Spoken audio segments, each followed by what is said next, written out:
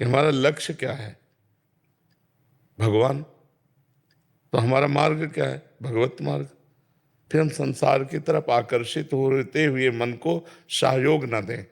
ईशात्म चैतन्य जी, राधे राधे महाराज जी, प्रणाम। महाराज जी, साधु जीवन अपनाने के बाद सांसारिक चीजों के प्रति भेद बुद्धि होते हुए भी कि ये अनित्य है, ईश्वर ही सत्य है, मन कभी कभी इन अनित्य चीजों में थोड़ी देर के लिए आकर्षित हो जाता है, तो इससे निरंतर बचे रहने का उपाय महाराज जी। विवेक,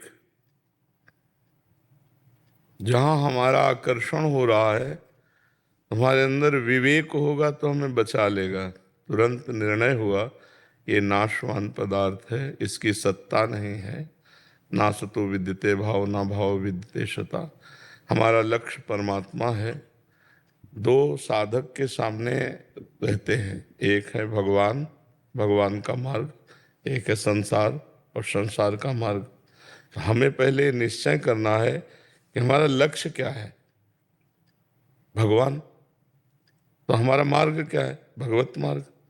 फिर हम संसार की तरफ आकर्षित होते हुए मन को सहयोग न दें।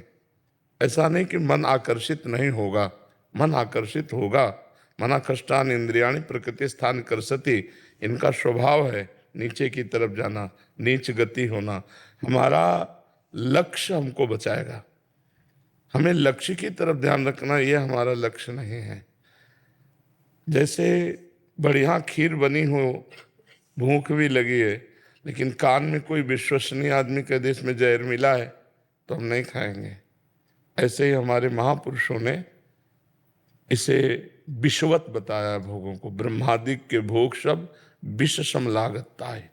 यहां से लेकर ब्रह्मलोक तक सब मायाकृत है। आ ब्रह्म स्तंभ पर्यंतम सर्वम मायामयम जगत, सत्यम सत्यम पुनः सत्यम हरे नामयु केवलम। आ ब्रह्म भुवनान लोकान पुनरावर्तिनो अर्जुन, भगवान कह रहे हैं। तो यहाँ से लेकर ब्रह्म लोक तक जितना है सब मायाकृत है। मायाकृत माने जादू का तमाशा। जादू का तमाशा का मतलब स्वाप्निक। स्वाप्निक का मतलब जो दिखाई दे रहा है पर जिसकी सत्ता नहीं है। तो विवेक के द्वारा हम बच सकते हैं।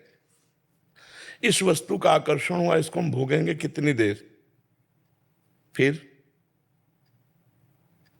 अंदर तुरंत ज्ञान चालू हो गया, इसको कितने क्षण भोगेंगे, फिर भोगने के बाद फिर निराशा। तो हमको शाश्वत सुख चाहिए या क्षणिक? क्षणिक सुख दुख यो नया है, दुख ही दुख है इसमें, और भगवान में सुख ही सुख है। संसार का आश्रय और भरोसा टिकेगा नहीं, भगवान का आश्रय भरोसा मिटेगा नहीं। हम भगवान के मार्ग के पथिक है। संसार की किसी वस्तु व्यक्ति स्थान का ना आश्रय न भरोसा। विवेक के द्वारा हम अगर विवेक की कैंची रखते हैं तो तुरंत काट देते हैं। मन जाएगा, बुद्धि संग करने की आशा से निश्चय करेगी, चित्त चिंतन करेगा, अहम क्रिया करना चाहेगा, लेकिन साधक वही है जो क्रिया ना होने दे, मन में संकल्प भोगों का ना बनने दे। स्फुरना होना स्वाभाविक है, संकल्प बनना नहीं। संकल्प तब बनता है जब अहम उसके साथ हो जाता है। अहम साथ ना होने पाए तो संकल्प नहीं बनेगा। तो वो जब हम विवेकवान हो जाएंगे, और विवेक होता है भजन और सत्संग से। साधन को हरिभजन है, प्रधान साधना तो हरिभजन है। और कै सत्संग सहाय, सत्संग से विवेक का प्रादुर्भाव होता है, विवेक में निखार आता है। बुद्धि तो सबके, पर विवेक नहीं है। विवेक हो जाए तो बात बन जाए। होए विवेक मोह भ्रम भागा, तब सब विषय विलास विरागा। विवेक हो जाए तो अज्ञान का नाश हो जाए, तो यह आकर्षण खत्म हो जाए। तो विवेक कहाँ मिलता है? बिन सत्संग विवेक न होए, और राम कृपा बिन सुलभ न सोए। भगवान की कृपा के बिना सत्संग नहीं मिलता, और सत्संग के बिना विवेक नहीं होता, और विवेक के बिना मोह भ्रम का नाश नहीं होता, और मोह गए बिन राम पद होए न दृढ़ अनुराग। भगवान के चरणों में प्रीति बिना मोह गए नहीं होती। इसलिए हम नाम जप करें और सत्संग सुनते रहें, और विवेक के द्वारा हम अपना लक्ष्य देखें। हमारा लक्ष्य नहीं, जैसे हमें बाजार जा रहे हैं, हम इत्र लेना है, तो पार्श्व में बहुत सी दुकानें हैं, तो हम लुभायमान होकर खड़े थोड़ी हो जाते हैं, क्योंकि हमारा पहले निर्णय है कि मुझे इत्र लेना है। तो सब क्रॉस करते चले जाते, इत्र की दुकान में गए, इत्र लिया, चले आए। ऐसे हमें चलना है संसार में। हमारा लक्ष्य है भगवत मार्ग, प्रिया प्रीतम। अब वहां कुछ भी संसार का आकर्षण, तो हम उसमें आकर्षित थोड़ी हो जाएंगे। जिसका लक्ष्य दृढ़ रहे हैं वो भी मनोरंजन में लग जाएगा। आज के सत्संग में था कि साधक भगवत प्राप्ति भविष्य में चाहता है, वर्तमान में नहीं। वर्तमान में आए हुए भोगों को भोगना चाहता है और भविष्य के लिए छोड़ देता है भगवत प्राप्ति। कभी साधक वही है जो वर्तमान में भोगों का त्यागी है और वर्तमान में भगवान को प्राप्त करना चाहता है। भविष्य की कोई गुंजाइश नहीं है। मुझे आज चाहिए, अभी चाहिए, मुझे आज भगवदाकार वृत्ति चाहिए। नहीं, अगर हम भोगों के मनोरंजन में लग गए तो अनंत जन्म बीत गए इसी मनोरंजन में। ये कभी पूर्ण होने वाले हैं नहीं।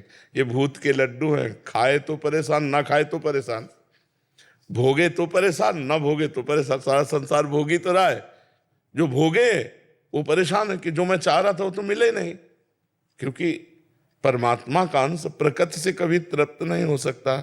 बिना परमात्मा के, बिना भगवान के हमारा विश्राम स्थल नहीं है। तो अब हम चाहे प्रकृति को जितना भोग ले, विश्राम मिलने वाला है नहीं। कुछ कर डालो, कुछ नहीं मिलने वाला, बस एक भ्रम, बार बार नया भ्रम। तो हम अपने मन को समझावें कि इन भोगों में सुख नहीं है, केवल आकर्षण है, कोरा कोरा आकर्षण है। कौन सा ऐसा पदार्थ है जो खाने के बाद विष्ठा नहीं बन जाता? खा के तुरंत तो उल्टी कर दो तो देखने लायक नहीं रहे। अच्छा, सब खा पी के रुपया पैसा कमा के मन आखिरी में काम सुख में जाता है। कहाँ है? मलमूत्र के द्वारों में। क्या है? विवेक के द्वारा देखो ना, है क्या? कुछ नहीं।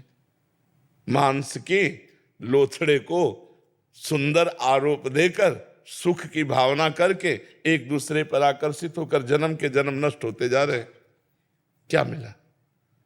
इस ऐसे हम विवेकवान बने कि जहां आकर्षण हो तुरंत ऑपरेशन हो विवेक के द्वारा, तो हम आगे बढ़ते चले जाएंगे। अगर लुभायमान हो गई बुद्धि, निश्चय कर लिया कि इसमें सुख है, तो फिर भगवान की प्राप्ति नहीं हो सकती। भोगेश्वर प्रसक्ता नाम तयापहत चेतसाम व्यवसायत्मिका बुद्धि समाधो न विधीयते।